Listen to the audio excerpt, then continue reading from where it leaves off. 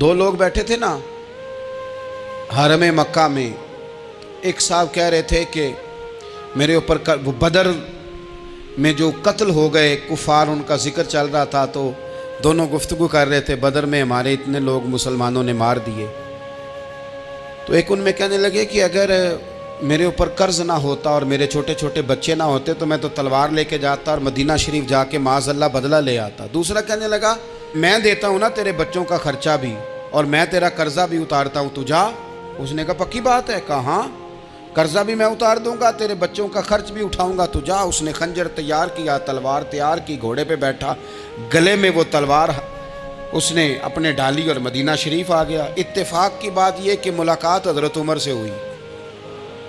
جناب عمر کہنے لگے مجھے تیری نیت ٹھیک نہیں لگتی.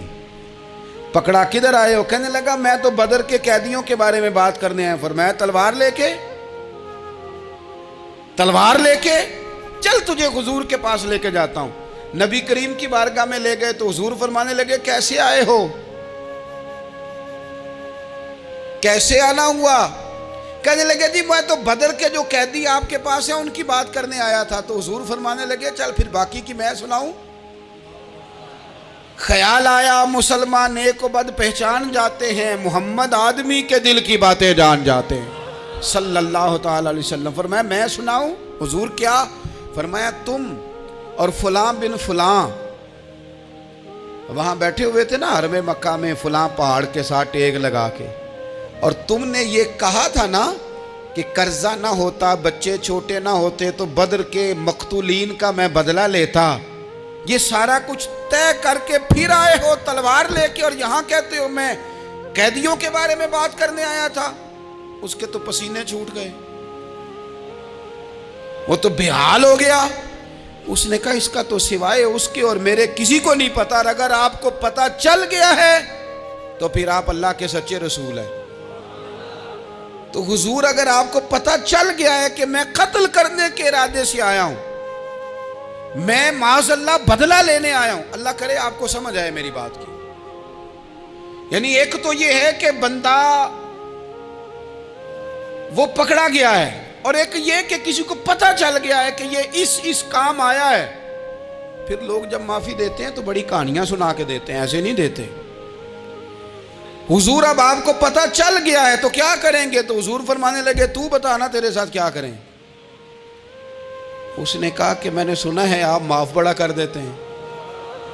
یعنی یہ گھر سے کو پیار کرنے نہیں آیا، پھولوں کا گلدستہ لے کے نہیں آیا، تلوار لے کے آیا، لیکن یہ میرے محبوب کا حوصلہ ہے. اور آیا بھی عین مسلمانوں کے بیچ ہے، جو چاہیں اس کے ساتھ کر سکتے ہیں. اس نے کہا معاف کر دیں، تو حضور نے فرمایا جا میں نے معاف کیا. حضور نے معاف کیا. وہ کہتا حضور معاف کر رہے تھے اور رب میرے دل میں ایمان کو تازگی عطا فرما رہا تھا. حضور نے معاف کیا اور میں نے کلمہ پڑھنا شروع کر دیا. ہم معافی نہیں دیتے، کبھی کبھی صلح تو کر لیتے ہیں، صلح ہو جاتی ہے. پنچایت میں صلح ہو گئی، پھر لڑائی ہوئی، پھر بات شروع سے شروع ہو گئی کیونکہ ہم نے معافی، پھر وہ بات شروع ہو گئی 1955 سے. تو وہ بھی آکھیا سی، تو اے بھی کیتا سی، وہ بننے والی گل یاد ہی، او بس کر یار، کچھ بھولیں بھی تو. بچے پتہ کیوں خوش رہتے ہیں؟ آپ کو پتہ ہے بچے کیوں خوش رہتے ہیں؟ بچوں کو بات بھول جاتی ہے. اس لیے بچے، اماں نے ادھر 2 تھپڑ مارے 3-4 منٹ پہلے، اور اگلے 5 منٹ میں اماں نے پھر ماتھے کا بوسہ لیا تو بھول گئی بات. اللہ کرے کوئی تھوڑے تھوڑے بچے بھی بن جائیں. یہ جو بہتے سیانے ہیں نا، ان کا بھی اللہ ہی حافظ ہے. عقل زیادہ آ گئی ہے نا.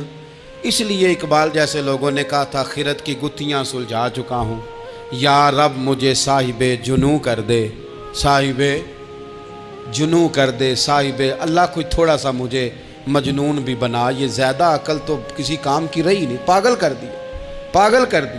بہت سارے لوگ ایسے زیادہ سمجھدار ہوتے ہیں، لہذا معافی دینے کو تیار. معافی دیں. جب کوئی معافی کا مطالبہ کرے تو اسے معافی. سب سے مشکل کام ہوتا ہے لمبی لسٹ والے دشمن کو معاف کرنا. لسٹ جس کی لمبی ہو نا غلطیوں کی، ایک آدھ غلطی تو معافی ہو جاتی ہے. کچھ لوگوں کی لسٹ بھی بڑے کچھ عادی مجرم بھی ہوتے ہیں، لسٹ لمبی ہوتی ہے، ان کو معافی دینا بھی تھوڑا سا مشکل ہوتا ہے. لیکن کمال بھی یہ ہے کہ جس کی لسٹ لمبی ہو اسے یک جنبش قلم بندہ معاف کر دے. کو چھٹی ہو گئی، جا تجھے معاف کیا۔ اور یہ ہمیں کیوں کرنا چاہیے کہ میرا رب بھی ایسے کرتا ہے، میرا رب بھی ایسے، وہ گنواتا تو نہیں نا، یہ بھی کیا، یہ بھی کیا، یہ بھی کیا۔ حضور فرماتے ہیں، ذرا سننا حدیث، حضور فرماتے ہیں کچھ لوگوں پہ اللہ کرم کی چادر ڈال کے نا قیامت والے دن، یہاں بھی اس نے پردہ رکھا تھا تو وہاں بھی کرم کی چادر ان پہ ڈلے گی، تو اللہ فرمائے گا یہ گناہ کیے تو چھوٹے چھوٹے گناہ اس کے گنوائے جائیں گے، یہ ورد اب وہ ڈرے گا، چونکہ پتہ تے سارا ہے نا سردار نو کیتیاں دا، اب وہ ڈرے گا، چھوٹے چھوٹے گناہ اس کے گنو، تو اس کا خیال ہے بڑے بڑے بھی نہ سامنے آ جائیں، چھوٹی چھوٹی غلطیاں اس کی گنوائی جا رہی ہیں، جو ڈر رہا ہے، کانپ رہا ہے۔ قربان جائیں نبی پاک کے لفظوں پہ، کچھ گلاں اجیاں نے قرآن پاک اجیاں نے، یہ نا میری دادی کہا کرتی تھی، میری اماں کہا کرتی تھی، اے کچھ کام اجائے نے، کچھ گلاں اجیاں نے کہ اتنے دل کردہ صفحہ بند ہو جانا ہے تو معافی ہو جانی ہے، یعنی ختم ہے یہ بات، اس سے آگے کسی نے سوال پوچھنا ہی نہیں۔ چھوٹے چھوٹے گناہوں کا اللہ تذکرہ فرمائیں، یہ کیا یہ کیا یہ کیا، یا اللہ ہو گیا۔ اب بندہ ڈر رہا ہے کہ بڑے بڑے بھی سامنے آ جائیں گے، لیکن چھوٹے گناہوں پہ ہی فل سٹاپ لگا کے نا، تو رب فرمائے گا یہ جو تیرے گناہ ہیں نا، اس کے بدلے تجھے نیکیاں دی جا رہی ہیں، تو نے سچی توبہ کی تھی تو ان گناہوں کو بدل کے نیکیاں بنایا جا رہی ہیں۔ پہلے ڈر رہا تھا، حضور فرماتے ہیں، اب فٹافٹ بول پڑا، کہنے لگا یا اللہ میں نے تو بڑے بڑے بھی کیے ہیں، یعنی اگر چھوٹوں کی نیکیاں بن گئی ہے تو وہ پاپ کدھر ہیں، بڑے بڑے وہ میرے کدھر ہیں۔ کریم یہ بات کر رہے ہیں اور صحابہ رو رہے ہیں، میں نے تو بڑے بڑے بھی کیے ہیں، بڑے بڑے کدھر ہیں۔ اللہ تعالیٰ بندوں کو معاف فرماتا ہے، رب اپنے بندوں کو وہ معاف کرتا ہے۔ اگر اللہ معاف نہ کرے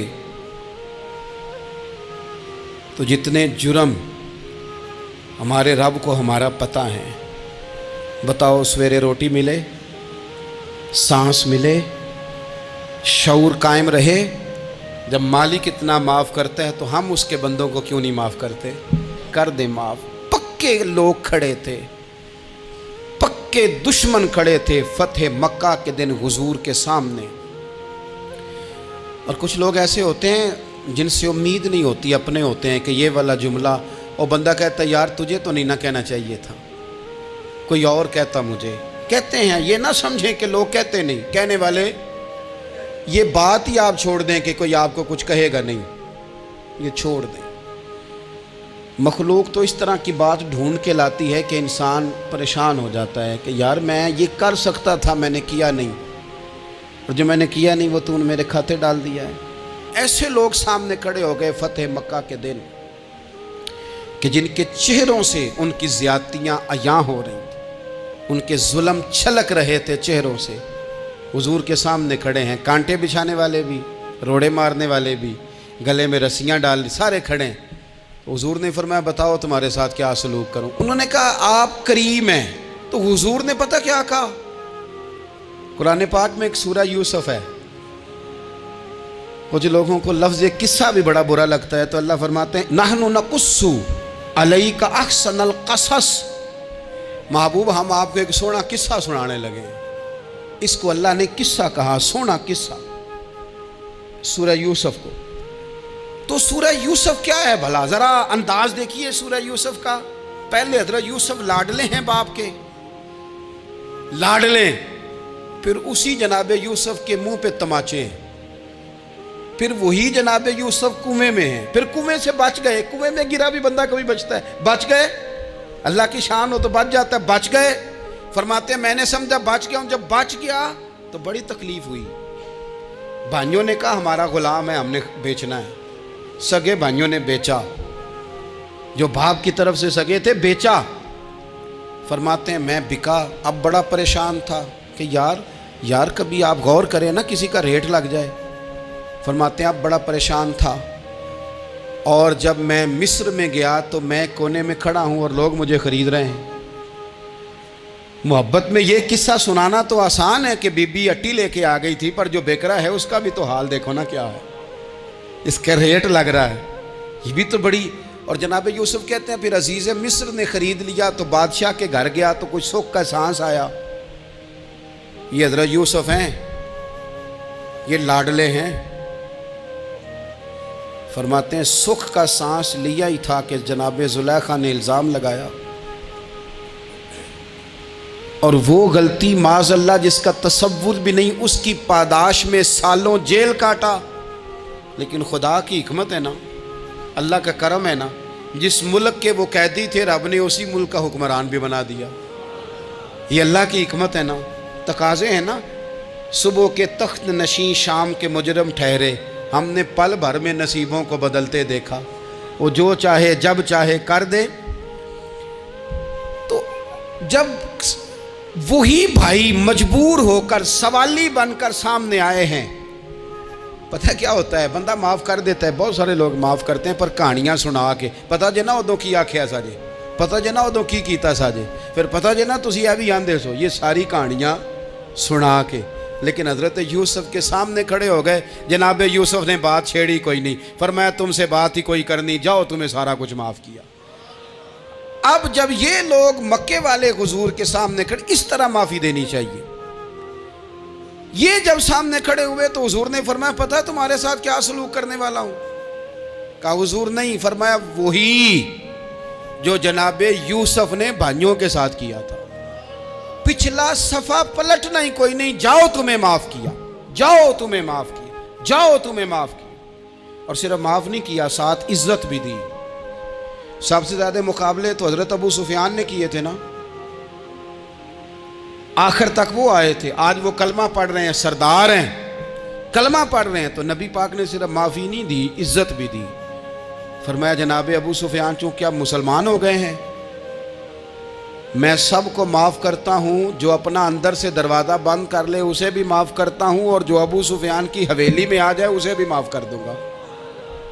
تو ابو سفیان وہ کہتے ہیں میں حیران ہی ہو گیا کہ اتنی بڑی بات، معافی بھی دی اور ساتھ عزت بھی دی۔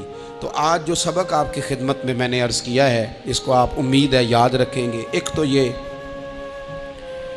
کہ معافی مانگ لیں، اگر کسی جگہ ہمارا معافی مانگنا اگر ہم سمجھتے ہیں، ہمارا دل ضمیر گواہی دیتا ہے کہ مجھے معافی مانگنی چاہیے تو معافی مانگیں۔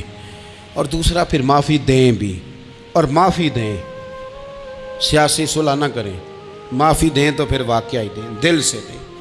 اور آخری بات یہ کہ جس طرح ہم نے لوگوں سے معافی لینی ہے اور معافی دینی ہے، اسی طرح جہاں ہم سے شرعی قباحتیں ہوئی ہیں، اخلاقی کمزوریاں ہوئی ہیں، ایک بات تو اچھی طرح سمجھ لیں کہ نفل پڑھنے سے حقوق العباد نہیں معاف ہوتے، وہ بندے سے معافی مانگنے سے ہی ہوتے۔ ساری رات کو بندہ تسبیح پڑھے اور کہے کہ میں نے اماں کی نافرمانی کیا تو معافی ہو جائے گی، نہیں، وہ اماں ہی معاف کرے گی تو معافی ہوگی، وہ ابا ہی معاف کرے گا تو پھر ہی معافی ہوگی۔ تو جو جہاں شریعت کی مخالفت کی ہے وہاں بھی معافی مانگیں، اللہ کے حضور گڑ گڑائیں، توبہ کریں، اور توبہ بدل جانے والی کریں، تبدیل ہو جانے والی توبہ کریں۔ معافی مانگ بھی لیں، معافی دے بھی دیں، اور آپ سے یہ بھی گزارش کروں گا کہ جہاں اللہ رسول کی ہم سے نافرمانی ہوئی ہے وہاں تنہائی میں 2 نفل پڑھ کے، تنہائی میں اللہ تعالیٰ سے بھی معافی کے خواستگار ہوں۔